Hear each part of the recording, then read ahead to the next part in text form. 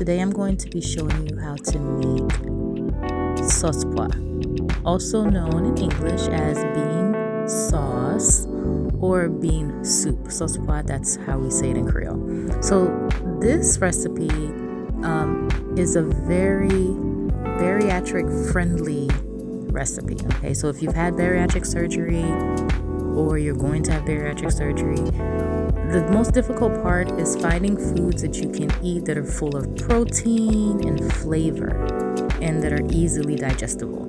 So our Haitian bean soup or bean sauce, quote unquote, usually we put this over rice, but for my family, I make it into a soup. And so first you're going to soak your dry beans overnight. I used my pressure cooker to cook it because, sometimes I just don't have time to do it overnight. And I add garlic, fresh garlic to it and until they're nice and soft. You're going to take your beans, you're going to add it to your blender or food processor. You're going to add some water to that and you are going to blend it until it is as liquefied as possible. So I'm speeding this process up here. You're going to blend it really, really well. And then you're going to use your strainer or your sifter, whatever you want to call it, to remove all the particles, the bean, the skins, everything, the pulp, basically. That's our goal here, is to remove all the pulp from the bean puree that we just made, because we want it more in a liquid form. Again, easily digestible. We're looking for a soup consistency. You can use your spoon, a spatula to help get it through your strainer.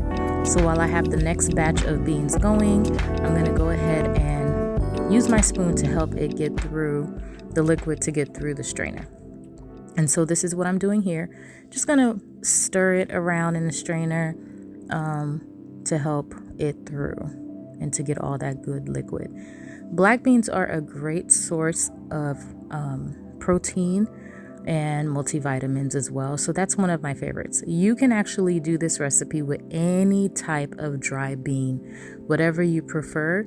The steps will always be the same, and you can literally season it the exact same way, the way I'm going to show you as well. I use my spoon, the back of my spoon, to kind of help push it forward, push it through the sifter. I'm taking my next batch. All right, so ideally, what you should do is not what I just did. You should go ahead and toss what's in your sifter here. You should toss that. So that way, your strainer, so that way it's just easier to get the next batch of pureed beans through. But I didn't do that, of course. Anyway, so let's speed up this process. It took me a little longer.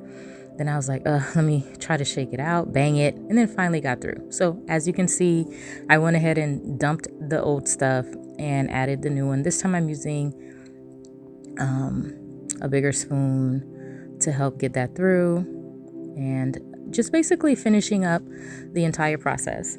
Now, what I did do, and you can choose not to do this, it's completely up to you if you're able to have solids. It just depends. If you're not able to have solids, blend your entire pot of cooked beans. If you are able to have solids, then go ahead and leave about half a cup to a cup full of beans, which is my beans here, with the liquid. And so I have about a good cup and a half of beans that I left whole. And I added that to my pureed beans. And remember, every time you're blending your beans, add water to the blender, okay? Because we don't want it super thick. So this is the consistency you're looking for here. And just stir it up really well. You're going to put your stove on high, which I have here to get my beans going. So you're going to need coconut milk, sazon, coriander. You're going to need chicken bouillon. You can use the powdered version or you can use the cubed version. Either one is fine. You're also going to use the Saison Seasoning Perfect Complete Seasoning. You're going to use the Saison Saffron and garlic powder. So let's add our garlic powder first. I love the flavor of garlic, and so does my family. So I'm adding about 2 tablespoons and a half of garlic powder. If you have fresh garlic, even better. Use that instead. You're going to do about a tablespoon of the Sazon. I know it sounds like a lot of seasoning, but this is a huge pot of beans, so we need to season it. You're going to use another tablespoon of your Sazon saffron as well. And then you're going to add your, let's see, which one am I grabbing here? You're going to add your Sazon Total Complete. And now that one, I didn't add like a tablespoon. That's more about half. Okay, maybe I did. That's about half a tablespoon of the Sazon Complete. And we're also going to add our coconut milk at this time. Now, before I open the can, I like to shake it really well, so that way any clumps and lumps are shaken, and that's good to go. And for my bouillon chicken flavor, I'll be adding about a tablespoon to start.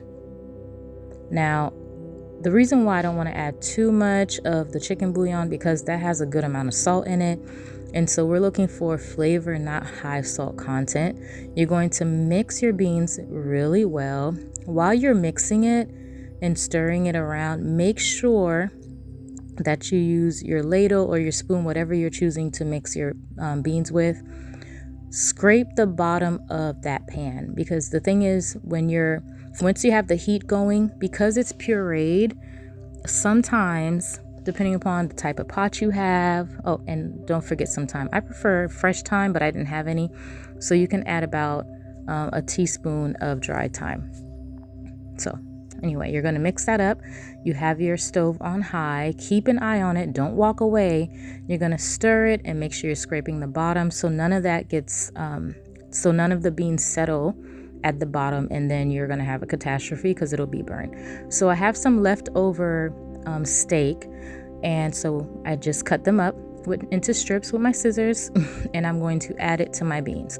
And so if you're a bariatric patient and you've had your surgery, and you're in the next phase where you're not just doing liquids, you don't have to add the meat. It's up to you. You don't have to add the steak, but I like to for my family.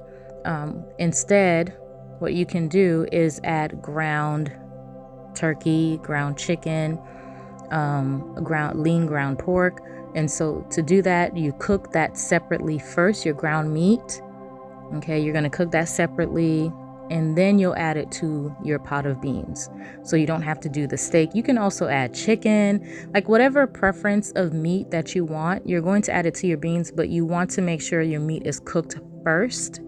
Don't add raw meat to this, okay? We don't need all that because it's a process. We don't want to add a raw meat to it. I just prefer to have my meat cooked, and then I prefer to have everything cooked together once it's done.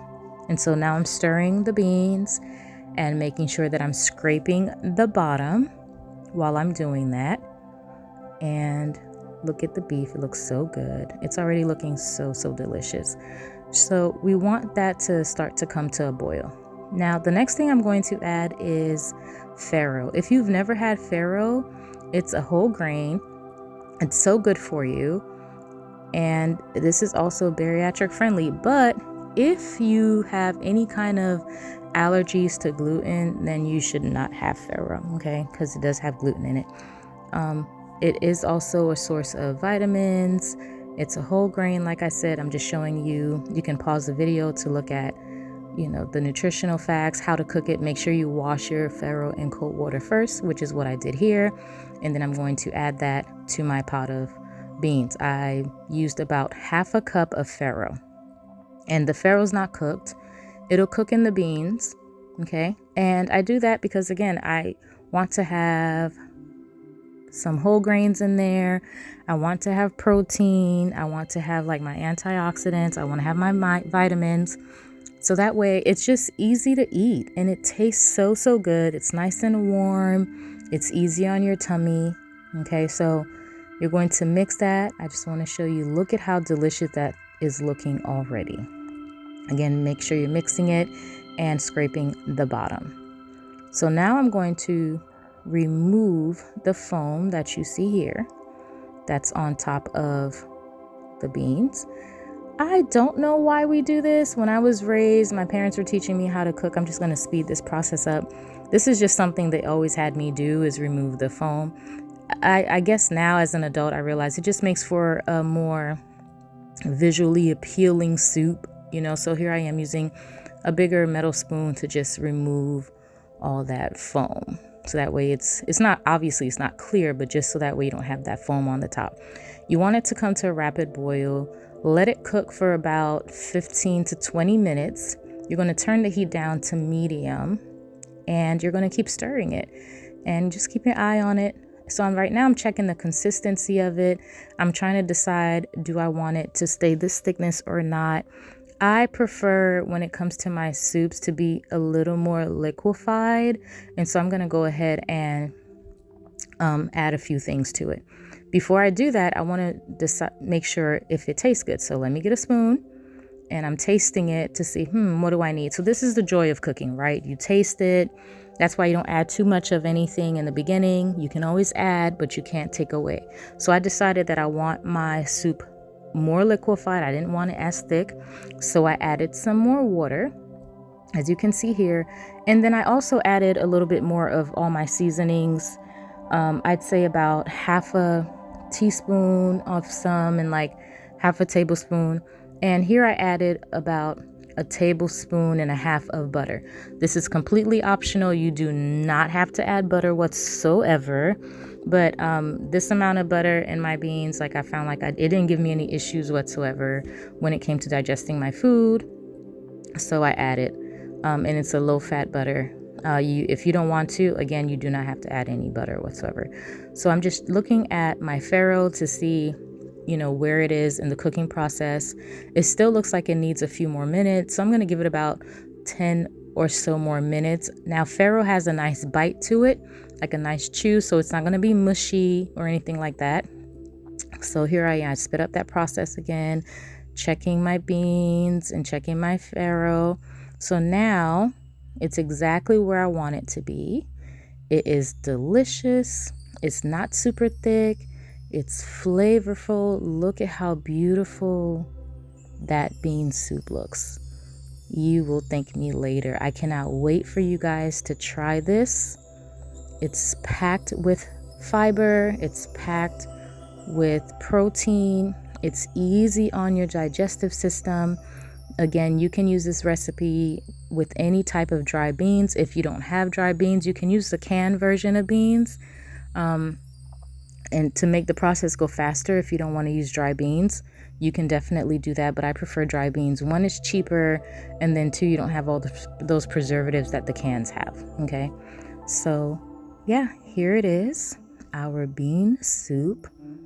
I hope you guys try this out. Let me know in the comments what you think. Enjoy. Have a wonderful, prosperous day. I hope you guys are healing and just being very blessed, okay? I just wish the best for everyone. Follow your life goals and enjoy the joy of cooking, living, and having a wonderful life. Till next time.